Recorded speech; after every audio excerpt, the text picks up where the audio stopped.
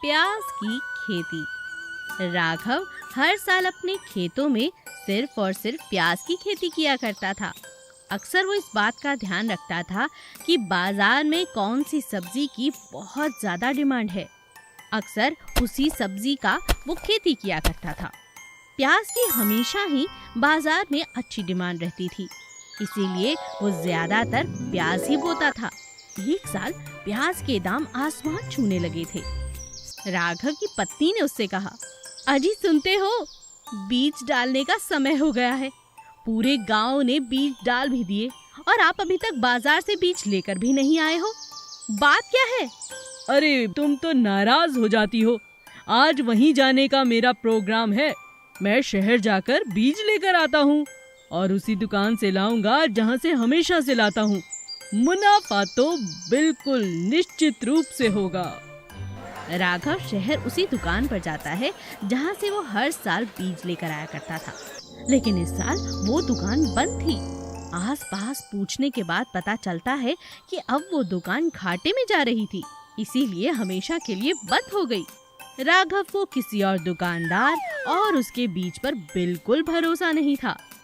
राघव खाली हाथ घर लौट आता है। उसकी पत्नी ये सारी बात सुनकर हैरान रह जाती है। ये आपने क्या किया? एक दुकान बंद हो गई तो क्या हुआ? अरे किसी और दुकान से ले लेते। सारी दुनिया एक ही दुकान से हमेशा ही थोड़ी ना बीज लेती है। अब क्या बोओगे, क्या करोगे? मैं तो कहती हूँ कल ही जाओ और जाकर बीज लेकर आओ। अगले दिन राघव नई नई दुकानों पर जाकर बीज के लिए बात करता है, मगर कहीं भी उसे प्याज के बीज नहीं मिलते। पूरे बाजार में प्याज के बीज खत्म हो चुके थे। यही बात जब वो घर में पत्नी को आकर बताता है तो वो बहुत नाराज हो जाती है। हे भगवान, जिसका डर था वही हुआ। अब क्या करेंगे? मुनाफा तो छोड़िए, खेती करना ही मुश्किल है बिना बीज के तो। राघव मुस्कुराते हुए अपनी पत्नी से कहता है, मैं जानता था तुम यही कहोगी, लेकिन इस बार मेरे पास एक उपाय है। उपाय? कैसा उपाय? राघव घर में पड़ा हुआ एक पुराना संदूक खोलता है और उसमें से कुछ बीज निकालता है। अपनी पत्नी को दिखाते हुए राघव कहता है, ये बीज देख रही हो? ये मरते हुए माँ ने मुझे दिए थे। ये कोई आम बीज नहीं है, ये बहुत अच्छी फसल के बीज हैं।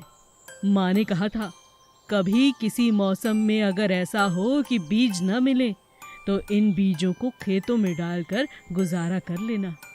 माँ तो माँ होती है ना। देख, मेरे पास बीज हैं।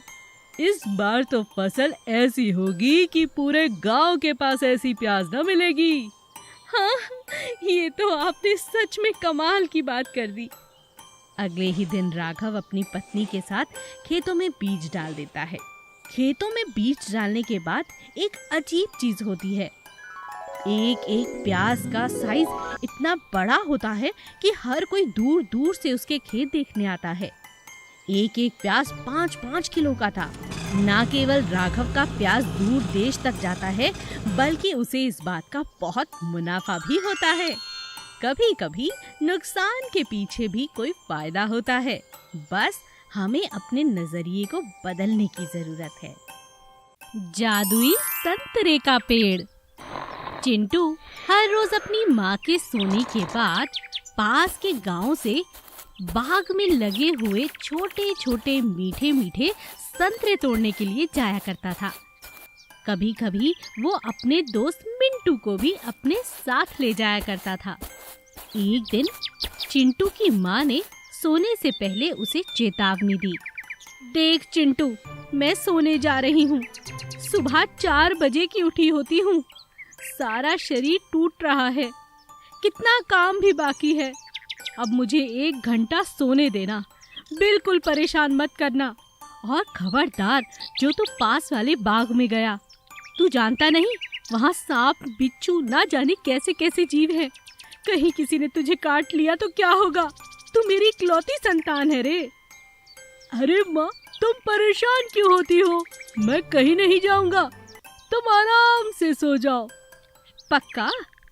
हाँ, पक्का। माँ के सोते ही वादा चिंटू भूल गया और चला गया अपने दोस्त मिंटू के साथ पास वाले बाग में, जहाँ मीठे मीठे रसीले संतरे लगे हुए थे। अरे मिंटू, माँ ने कहा है जल्दी आने के लिए। अगर जल्दी ना पहुँचा तो वादा टूट जाएगा और आज तो पक्का पिटाई होगी यार। अरे तू टेंशन क्यों ले रहा है? तू चिंता मत कर, फटाफट संतरे तोड़ते हैं और घर जाकर खाएंगे, ठीक है? हाँ यार, ये ठीक है। चिंटू और मिंटू बाग में बड़े बड़े पेड़ों पर चढ़ जाते हैं, फटाफट संतरे तोड़ते हैं और अपने अपने घर लौट जाते हैं। चिंटू अपनी माँ के उठने से पहले पहुँच जाता है और संतरे मजे से खाने लगता है। अचानक उसकी झोली में जितने भी संतरे थे सभी खत्म हो जाते हैं, लेकिन एक संतरा उससे छिलने का नाम ही नहीं लेता। जैसे ही उसकी माँ नींद से जागती है तो चिंटू उससे कहता है, माँ, ये संतरा तो मुझसे खुल ही नहीं रहा। अरे, तू फिर से गया था क्या बाग में? अरे माँ, ये तो कल का पड़ा हुआ है। अच्छा, ठीक है, दिखा मुझे। चिंटू की माँ उस संतरे को देखकर हैरान रह जाती है। बेटा चिंटू, ये कोई खाने वाला संतरा नहीं है, ये तो सोने का है। क्या कहा माँ? सोने का? हाँ, ये देख बेटा। माँ, अब तो हमारी गरीबी दूर हो गई, हमारे पास बहुत पैसे आएंगे ना। पहले ये बता, तू ये लाया कहाँ से? चिंटू अपनी माँ को सारी बात सच बता देता है। दोनों माँ बेटा बाग में पहुँचते हैं और तब चिंटू की माँ की नजर एक बड़े से पेड़ पर जाती है, जहाँ पर सारे ही संतरे सोने के थे। अरे चिंटू बेटा, ये तो कमाल हो गया, सोने के हैं सारे संतरे। जल्दी जल्दी तोड़, भगवान ने मेरी सुन ली। अब तो गरीबी गई रे गई, अब तो भाई कोई चिंता नहीं। चल बेटा, मैं भी तेरे साथ ही पेड़ पर चढ़ जाती हूँ।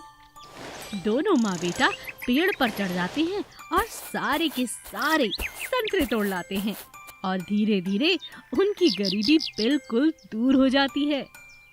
बांस पैसा चोर। एक गांव में किशन नाम का एक आदमी रहता था। वो बहुत ही शैतान और बदमाश था।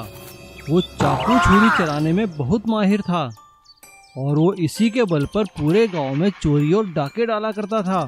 पूरे गांव के लोग उससे बहुत ही परेशान थे। एक दिन गांव के सभी लोग मिलकर सरपंच के पास उसकी शिकायत लेकर गए। सरपंच जी देखिए, इस किशन ने बहुत तंग किया हुआ है, जब देखो हमें लूटता रहता है। अब तो इस गांव में रहना मुश्किल हो गया है। आप कुछ कीजिए वरना हम सभी लोग गांव छोड़कर चले जाएंगे। गांव वालों की शिकायत सुनकर सरपंच ने कहा, ठीक है, मुझे कुछ दिन का समय दीजिए। मैं कल ही शहर जाकर बड़े थानेदार साहब से बात करता हूँ, वही कुछ हल निकालेंगे। और अगले दिन सरपंच किशन की शिकायत लेकर गांव से शहर बड़े थाने गया और सरपंच ने वहां जाकर इंस्पेक्टर विजय को सारी बात बताई। सरपंच की बात सुनकर इंस्पेक्टर विजय ने हवलदार से कहा, अरे हवलदार सुनो, अभी जीप निकालो, हम खुद जाकर गांव में रहेंगे, फिर देखते हैं किशन कैसे बचता है। और इंस्पेक्टर विजय सरपंच और अपने साथियों को लेकर गांव में बिना वर्दी के आ जाता है और उसी रात इंस्पेक्टर विजय किशन को चोरी करते हुए रंगे हाथ पकड़ लेता है और उसे जेल में बंद कर देता है। जेल में किशन बांस के फर्नीचर बनाने का काम सीखता है, लेकिन वो सुधरने के लिए नहीं बल्कि किसी और मकसद से ये काम सीख रहा था। अपनी सजा काटने के बाद जब किशन बाहर आता है तो वो फिर से चोरी करना शुरू कर देता है और दिखावे के लिए गांव में ही एक बांस के फर्नीचर बनाने की दुकान खोल लेता है। लेकिन कुछ दिनों बाद किशन शहर जाकर वहाँ एक बड़े बैंक में चोरी करता है और सारा पैसा एक बड़े बांस के फर्नीचर में छुपा देता है ताकि किसी को पता ही नहीं चले। अगले दिन सुबह शहर में हंगामा मच जाता है और इंस्पेक्टर विजय को इसकी छानबीन करने के आदेश दिए जाते हैं। इंस्पेक्टर विजय को सीधा सीधा किशन पे शक होता है और वो पुलिस को लेकर किशन की दुकान में आते हैं। अरे किशन, कैसे हो भाई? आइए साहब आइए, देखिए ना, मैंने तो सब चोरी चकारी छोड़ दिया है, बस अब मेहनत करता हूँ, 2 रोटी कमा लेता हूँ। अरे वाह किशन, तुमने तो बड़ा अच्छा फर्नीचर बनाया है भाई। अरे ये इतने मोटे बांस की कुर्सी ये किसने बनवाई है भाई? अरे नहीं साहब, ये तो बस मैंने दुकान में रखने के लिए बनाई है, लोगों को सैंपल दिखाना पड़ता है ना, इसीलिए मैंने मोटे बांस की बनाई है ताकि ज़्यादा दिन तक टिकी रहे। अरे वाह, ये तो बहुत अच्छी है भाई, हमें इसे बेच दो। अरे नहीं साहब, जैसा मैंने कहा ना, ये तो बस दुकान में रखने के लिए बनाई है। किशन की बात सुनकर इंस्पेक्टर को उस पर शक होता है और वो अपने खोजी कुत्तों को बुलाता है। खोजी कुत्ते जैसे ही किशन की दुकान में आते हैं तो वो मोटे बांस की कुर्सी की ओर देखकर भौंकने लगते हैं। कुत्तों को भौंकता देखकर इंस्पेक्टर विजय सारी बात समझ जाता है और वो तुरंत सिपाहियों को आदेश देता है कि बांस की कुर्सी को तोड़ दिया जाए। सिपाही बांस की कुर्सी तोड़ते हैं और सभी लोग हैरान रह जाते हैं। उसके अंदर से तो नोट ही नोट निकल रहे थे, वो भी बैंक के डाके वाले नोट। और किशन की बांस में पैसा छुपाने की साजिश नाकामयाब होती है और पुलिस उसे पकड़कर जेल में बंद कर देती है और फिर से सभी लोग गांव में निश्चिंत होकर रहने लगते हैं। इसीलिए कहते हैं ना, चोरी का फल बुरा ही होता है।